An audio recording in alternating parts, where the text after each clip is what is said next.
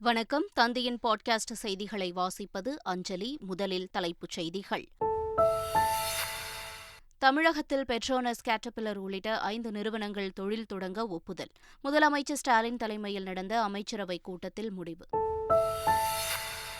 பல மாவட்டங்களில் பெய்த கனமழையால் விவசாய பயிர்கள் பாதிப்பு. குறைந்த காற்றழுத்த தாழ்வுப் பகுதி உருவாக வாய்ப்புள்ளதாக வானிலை ஆய்வு மையம் தகவல்.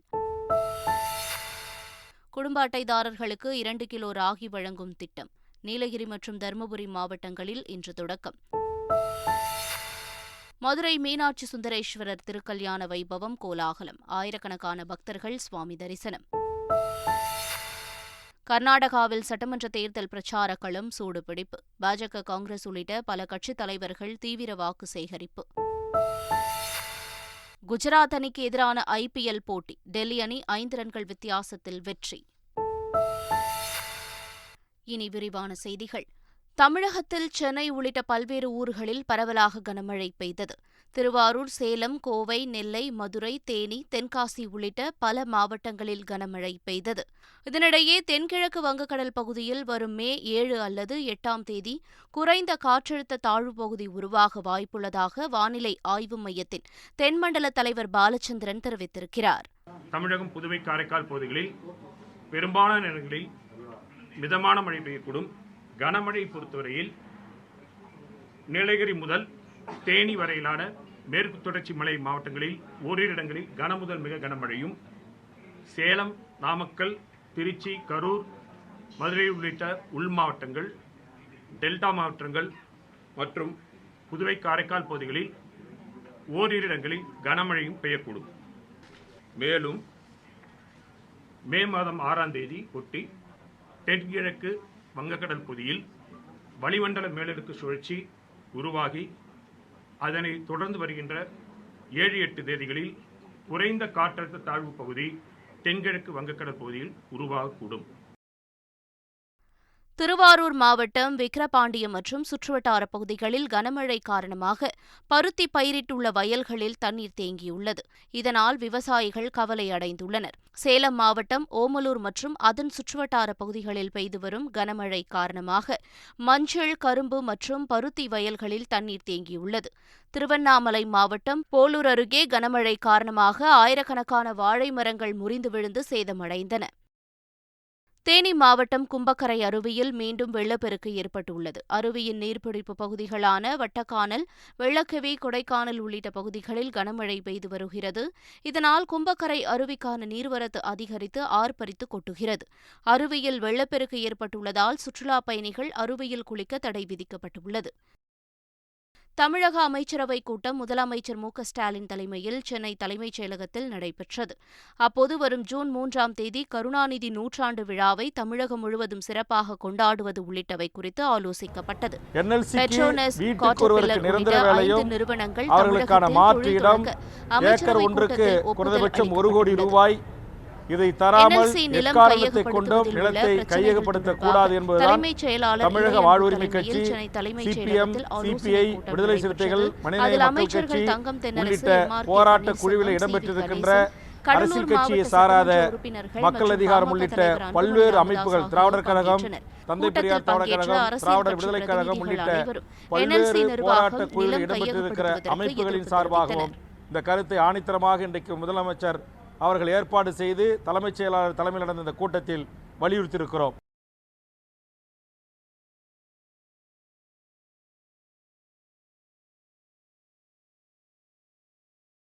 இல்லை, இது சம்மந்தமாக ஏற்கனவே சொல்லியிருக்கிறோம். எய்ம்ஸை பொறுத்த வரைக்கும் அதனுடைய டிசைன், அந்த கன்சல்டிங் டெண்டர் அது இன்னும் 2 மாதத்தில் முடியும்.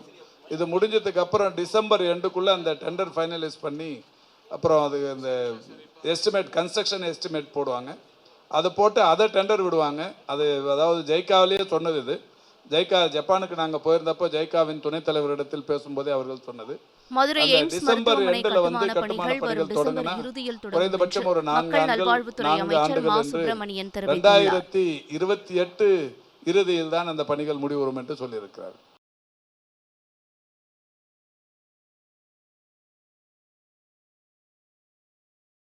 உணவு முறைக்கு நிகரான உணவு முறை எங்கேயுமே கிடையாது.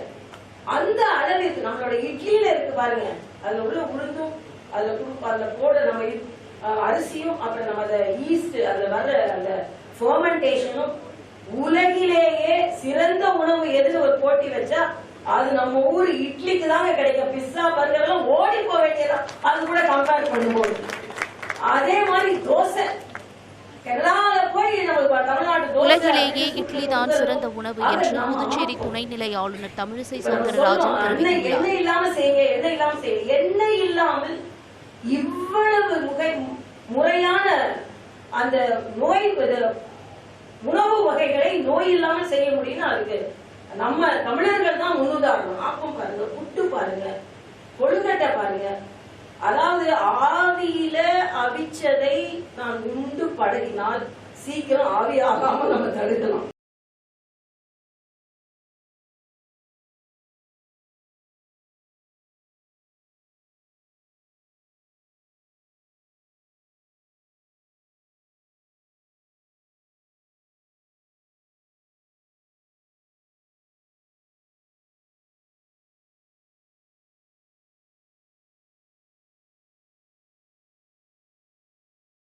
இங்கே ஒரு படுகா கிராமத்தில் தொடங்குறதுல பெரும் மகிழ்ச்சியோடு நாங்கள் அவங்கள சந்திக்கிறோம்.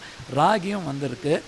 நமக்கு மெயின்லி இப்போ ஒரு 2 மாவட்டத்தில் அட்டைதாரர்களுக்கு 2 கிலோ ராகி வழங்கும் திட்டம் நீலகிரி மற்றும் தர்மபுரி மாவட்டங்களில் இன்று தொடங்கப்படுகிறது. இதனையொட்டி மாவட்ட வாணிப கழக கிடங்கினை உணவுத்துறை செயலாளர் ராதாகிருஷ்ணன் ஆய்வு செய்தார்.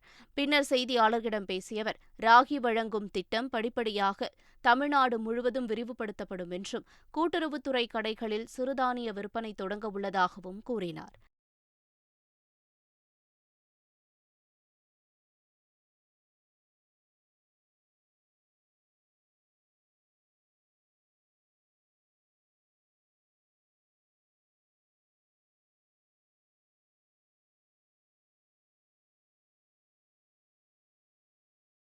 தமிழ்நாட்டில் திமுக ஆட்சி பொறுப்பேற்று 2 ஆண்டுகள் நிறைவு செய்து 3ஆம் ஆண்டில் அடியெடுத்து வைக்க உள்ளது.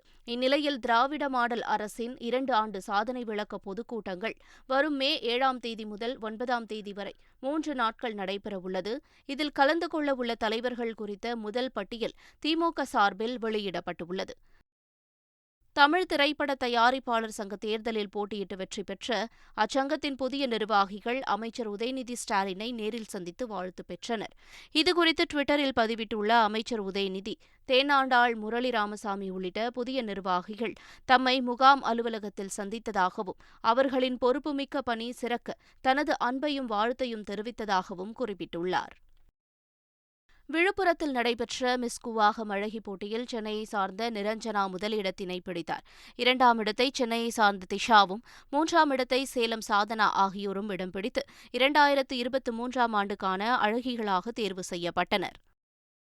சென்னையில் தனியார் ட்ரேடிங் கம்பெனி நிறுவனம் நடத்தி வந்த சிவசக்திவேல் என்பவர் கானா நாட்டில் தங்க சுரங்கம் இருப்பதாகவும் அங்கு குறைந்த விலையில் தங்கத்தை வாங்கி அதிக விலைக்கு விற்பனை செய்தால் லாபம் கிடைக்கும் என்றும் கூறி சுமார் 2000 கோடி ரூபாய் வரை மோசடி செய்ததாக நூற்றுக்கணக்கான முதலீட்டாளர்கள் பொருளாதார குற்றத்தடுப்பு பிரிவு அலுவலகத்தில் புகார் அளித்தனர்.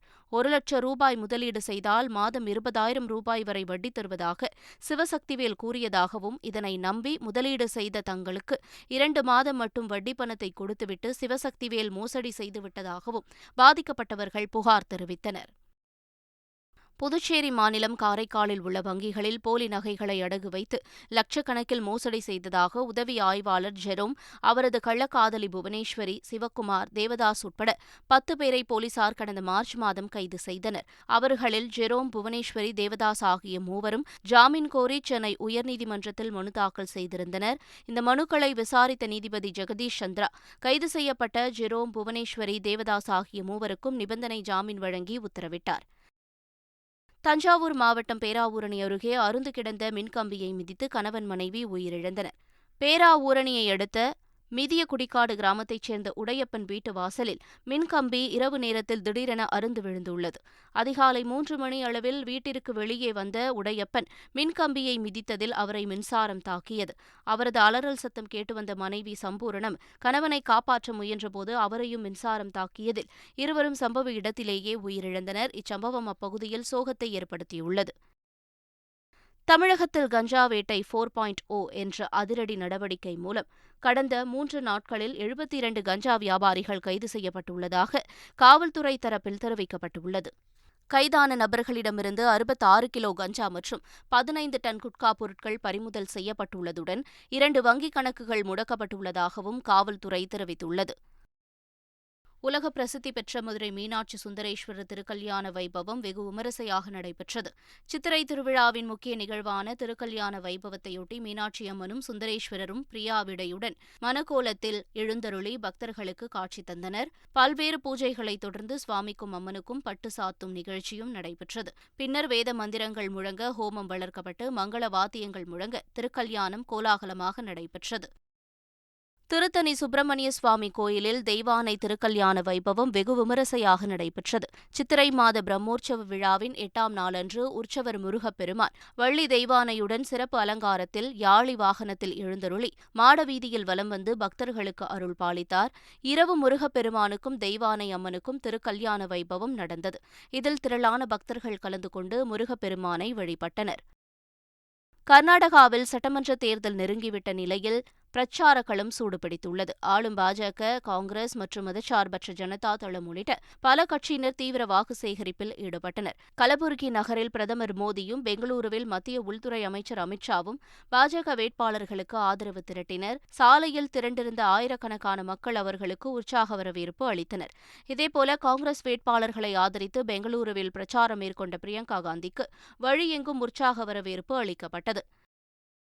கர்நாடக தேர்தலையொட்டி காங்கிரஸ் வெளியிட்டுள்ள தேர்தல் அறிக்கையில் குடும்ப தலைவிகளுக்கு மாதம் 2000 ரூபாய் வழங்கப்படும் என்று தெரிவிக்கப்பட்டுள்ளது. பெண்களுக்கு இலவச பேருந்து பயண திட்டம் அமல்படுத்தப்படும் எனவும் வாக்குறுதி அளித்துள்ளது. வேலையில்லா பட்டதாரிகளுக்கு குறைந்தது 2 ஆண்டுகள் வரையில் மாதம் 3000 ரூபாய் வரை வழங்கப்படும் எனவும், டிப்ளமோ பயின்றவர்களுக்கு மாதம் 1500 ரூபாய் வழங்கப்படும் எனவும் தெரிவிக்கப்பட்டுள்ளது. ஒவ்வொரு வீட்டிற்கும் 200 யூனிட்டுகள் வரை இலவச மின்சாரம் வழங்கப்படும் எனவும் காங்கிரஸ் வாக்குறுதி அளித்துள்ளது. இதனிடையே தந்தி டிவி பேட்டியளித்த தமிழக பாஜக தலைவர் அண்ணாமலை காங்கிரஸ் கட்சி அளித்துள்ள வாக்குறுதிகள் அனைத்தும் பொய் என்று தெரிவித்துள்ளார்.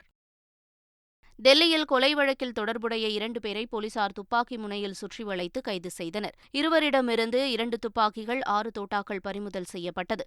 தாதா கும்பலுடன் தொடர்புடைய இருவரும் கொலை, கொள்ளை வழக்குகளில் தேடப்பட்டு வந்தவர்கள் என்பது போலீசார் விசாரணையில் தெரியவந்துள்ளது.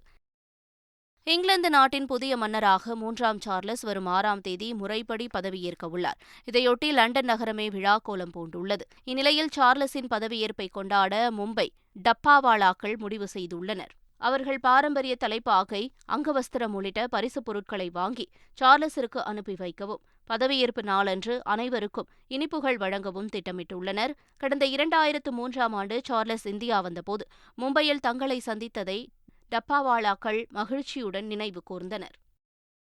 அமெரிக்காவின் பிரபல ஆடை அலங்கார நிகழ்ச்சியான மெட்காலாவில் நடிகைகள் பிரியங்கா சோப்ரா, ஆலியா பட் பலரது கவனத்தை ஈர்த்தனர். குறிப்பாக நடிகை ஆலியா பட் 1,00,000 முத்துக்கள் பதித்த ஆடையுடன் கலந்து கொண்டு பார்வையாளர்களை பரவசப்படுத்தினார்.